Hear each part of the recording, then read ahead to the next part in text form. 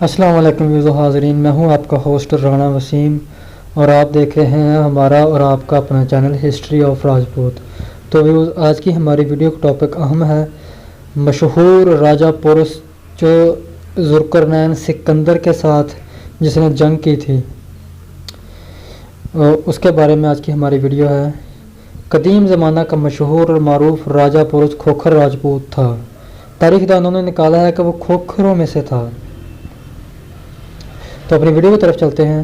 European مورخ مکرنڈل نے راجہ پورس 327 قبل مسیح تقریباً واقع ہے کا خاندانی تعلق چندر بنسی سلسلہ شاہیہ کے راجپوت کے بادشاہ کے طور پر تحریر کیا ہے، چونکہ راجہ پورس کے تاریخی دور حکومت سے 200 سال قبل سے اس کی سلطنت کے علاقے کھوکھروں کے زیر تسلط تھے، اسی لیے معروف تاریخی واقعات خصوصاً سکندر اعظم سے مشہور جنگ کا تعلق انہی کے زیر حکمران علاقوں سے ہے۔ کھوکھر چونکہ چندر بنسی راجپوت ہیں، اسی لیے بھی تمام ممکن اور قابل قبول تاریخی حقائق کے مطابق راجہ پورس کھوکھر راجپوت تھا۔ ڈسٹرکٹ آور میں بیان کیا گیا ہے کہ راجہ پورس کھوکھر کشتری بادشاہ قید راج کی چوتھی نسل سے تھا۔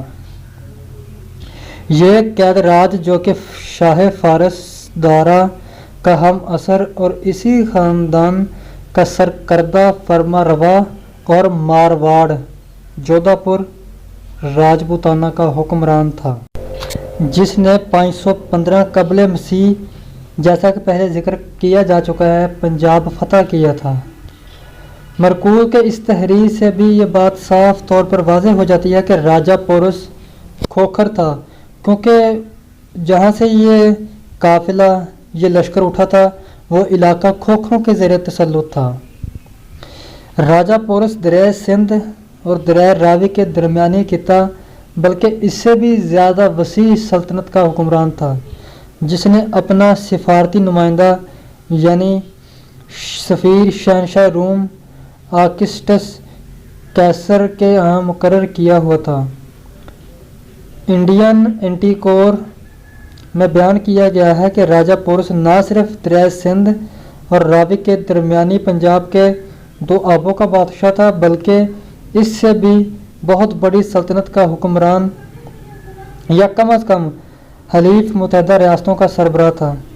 شمال مغرب سرحد کی طرف سے آنے والے حملہ آوروں مقابلہ سب سے پہلے انہی شمال مغربی سرحدی حکمرانوں سے ہوتا تھا۔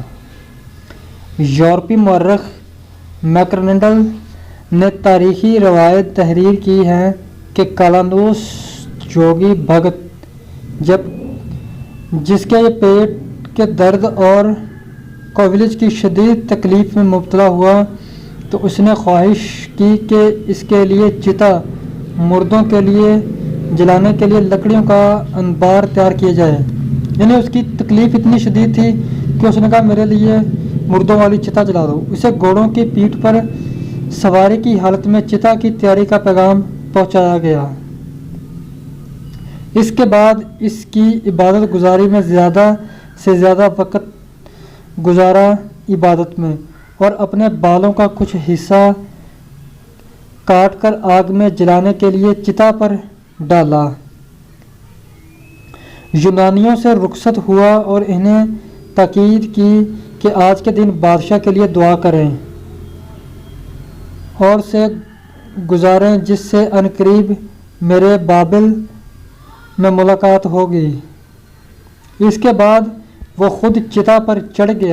چتا پر لیٹ کر اس نے خود کو اعلیٰ پوشاک میں لپیٹ لیا تو اس نے اپنی جگہ سے ذرا اسی حرکت تک نہیں کی، بلکہ بدستور اسی انداز اور حالت میں رہا جیسا کہ وہ چتا پر لیٹنے کے وقت تھا، یہاں تک کہ خصوصی اثار و بھیٹ کا یہ سلسلہ اسی ملکی رسم و رواج کے مطابق اپنے آخری انجام کو پہنچا۔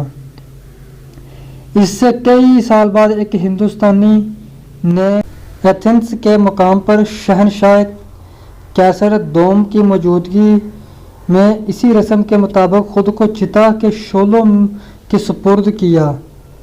इसकी जाए चिता पर तामीर कुदा मकबरा आज भी वहाँ मौजूद है, जिसे हिंदुस्तान के मकबरे के नाम से मौसूम किया जाता है।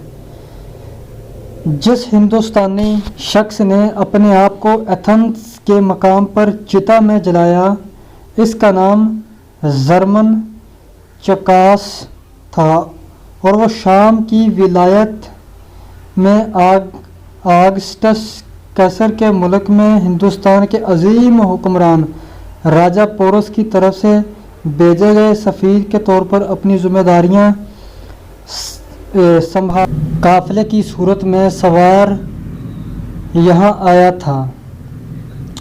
तो इस आगे वो मशहूर मुकालमा है जो सिकंदर और राजा पोरस के दरमियान हुआ था।